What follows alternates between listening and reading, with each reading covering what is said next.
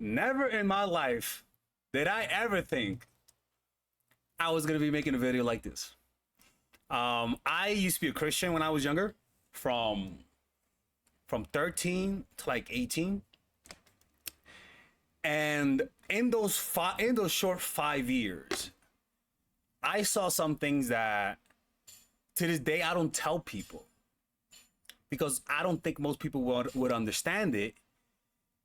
And most importantly, I think most people would think I'm crazy if I tell it. I mean, I had what people will call like a lot of deeply physical, spiritual experiences where I saw God's anointing manifesting in a literal physical ways. And I could talk about this. I could give you guys a lot of stories on this channel that to this day, I have no words for it.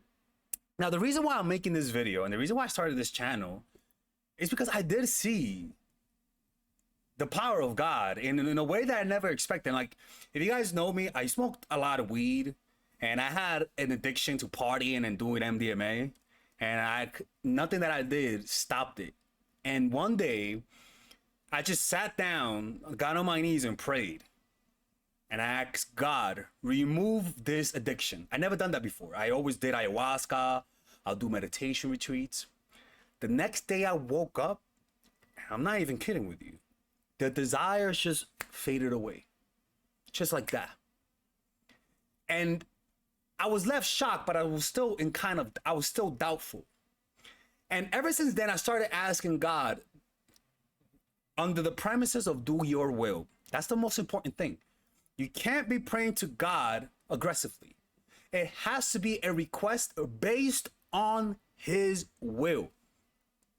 If you have any ego involved in your request, God is not going to give it to you. You're not going to say, God, give me that chick. She's a baddie. God don't give baddies like that.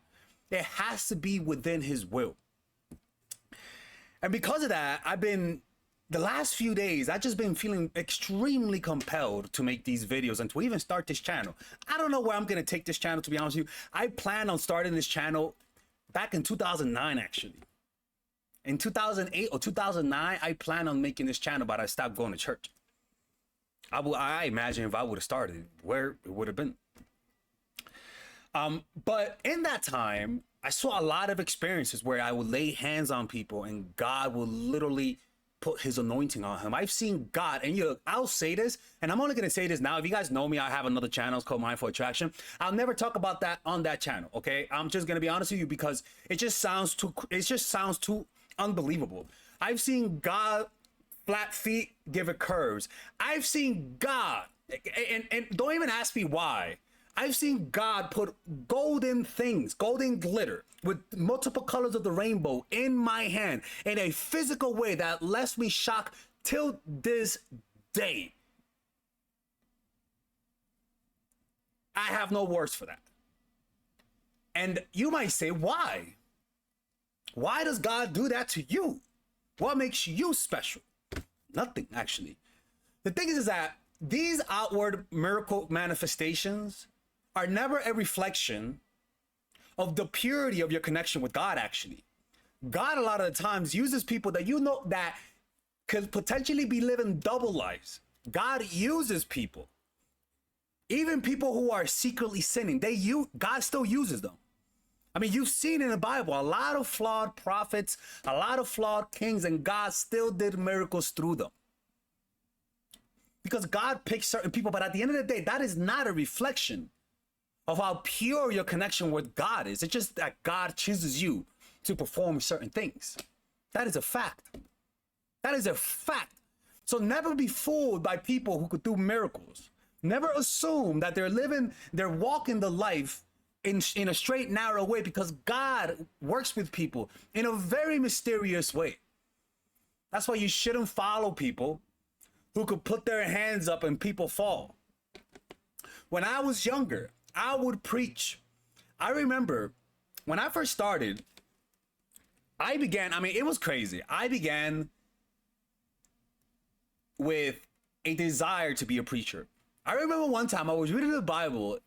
You know that section of the two witnesses, when the witnesses came up and they after they resuscitated. Like I say this and I get goosebumps right now, man. I'm not even gonna lie, man. I get goosebumps just talking about this. And I saw, before reading that chapter in Revelations, I had a vision. First time in my life. And I say this and I get goosebumps just talking about it. I'm not even lying to you. And I saw a vision of two guys in a mantle. They looked like they were from the Middle East in a heavy cloth, their faces wrapped, and they were going up into heaven. I say, yo, I'm getting goosebumps just talking about it. I'm not kidding with you, man. And I'm like, what the I mean, Christian channel, what was that? A few minutes later, I read of them resuscitating and going up into heaven. I'm like, oh my God. I'm gonna give you guys so many stories, or even the one time when God baptized me in the Spirit and when he talked to me in church, it was unbelievable. It's just mind-blowing. But the secret to that was this. My desire to connect with God. I was a flawed kid who had a lot of sexual desires, and they were overtaking me. But what God rewards is your intention. Is how pure your desire to connect with him. Is your desire to connect with God something so that you could show off egoically? Or is it to truly get in touch with the living God himself? And unfortunately, there's too many narcissistic Christians who want to be able to tap into the anointing of God and feel that power that only him could give them, all to lift up their names. And you know what?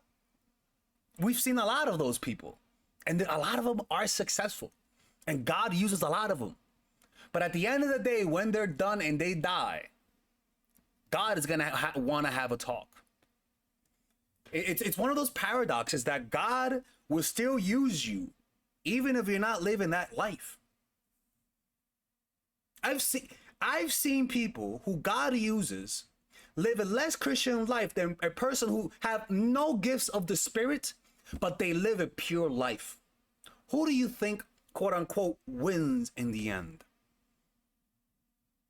So it's not about how much you fast, even though fasting, because when I was younger, I would fast days I would fast. That does not change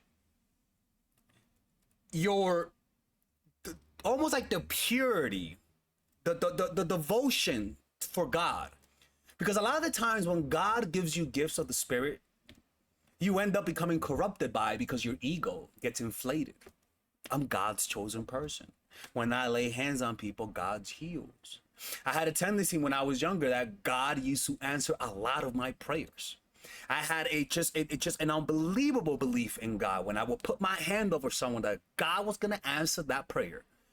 And I genuinely believe that that's something that spilled over up until these years. And that's why for some reason, when I pray to God, for some reason, those prayers get answered a lot, more often than not. So Christians who focus on being filled with the anointing of God, you're focusing on the wrong thing. You shouldn't be focusing on the anointing of God. Give me 1 second, people. You should be focusing on being filled with God's love, and for God to give you the love that he feels for his people, so that you can see a stranger and feel God's love, feel God's compassion. From that place, then you can ask God to gift you with the gifts of the Spirit. But the truth is, that's not under your control. Like the speaking in tongues, right? A lot of people ask me, how do you do that? First of all, you don't do that. I remember the first time I spoke in tongues, the way that it works is like this. It's almost like you're trying to say something, but you keep saying another thing.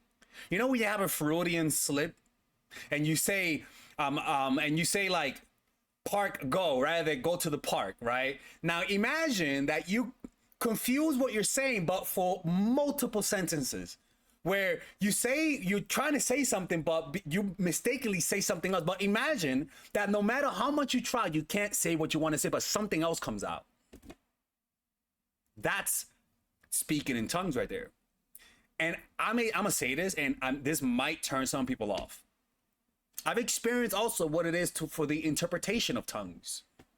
Man, oh my God, there's just so many things. I honestly, I don't. I'm getting ahead of myself on this channel right now. I don't even know how to start this because there's just such a collage of things that I want to express that truly I don't know where to start. And if I start, I won't finish one story because I'll go into the other. There's just too many things in my mind right now that I want to talk about. But let's talk about how to be filled with the Spirit. It's truly about feeling the love of God. It has nothing to do with the anointing. It has nothing to do with being baptized in the Spirit. It has all to do with feeling a deep love and peace that God gives you through the knowing that He exists, and through the knowing that whatever happens, you're going to meet your Creator once you die, knowing that if you die right now, you'll die righteously. You'll die in the Spirit. That is how you fill up. Want to know why? Because when you act with that thought, with that understanding, Christ expresses Himself through your actions. Because Christ, the most important thing about Christ is His unselfish and infinite love for humanity. You tap into that love through receiving God's love, understanding that He loves you, and you over time literally become Christ. And Christ will express Himself through your thoughts, through your intentions, through your actions, and just through the way you talk to people. People will sense something beautiful and holy within you. And you might even trigger some people. Your presence might trigger people to be violent. Your presence might piss people off and they don't even know why. Because it's the demons and dark spirits can sense what's inside of you, and they'll want to corrupt it. So then you'll have those Christians who walking on the path of women will be into you. You know, I have a guy's channel where I teach dating advice, and I tell them developing God's love will attract more women, because what Satan sees that and says, I want to break that continuity with God. I want to tempt him so that he can get away from God. So you ironically become more attractive. More temptation comes to you, more worldly temptation. And the key to grow spiritually is to say no. Each time you say no with the love of God in your heart, you grow spiritually. It's the complete opposite of what people think. Yes, fasting does take you there. Fasting does give you spiritual experience, but your spiritual experience have to go hand in hand with your morality and with the love and compassion and empathy you feel for others and for yourself and God. And so many people miss out on that because they look at the flair, they look at the speaking in tongues, they look at moving in the Spirit, they look at having a service with the Spirit of God move. They look for experiences.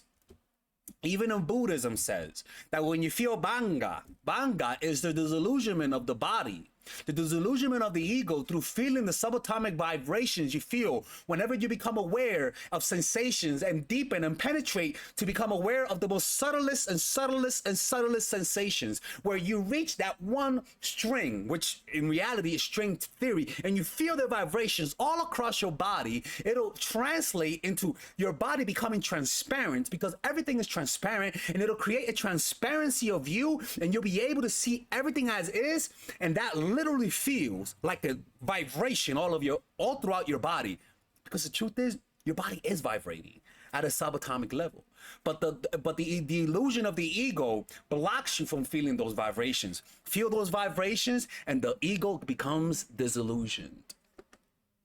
That is Christ consciousness, where you literally feel your body vibrating in the Spirit. Those mystics and people were pointing to the same direction. Now, if you're Christian and you're watching this, I understand if you may not like that point of view because it mixes things. So I get it. I'm not here to offend people. I understand that my point of view is very different. It's actually very different, and some Christians might even call it heretic, blasphemous. And I understand. I am not going to judge you for it. This channel is an experiment. I don't know where this is going to go, to be honest with you. And I don't expect much, and I expect some people to not agree with what I say. But I speak from experience, man. I've seen things, but at the end of the day, it's not really about seeing things. It's the life that you live.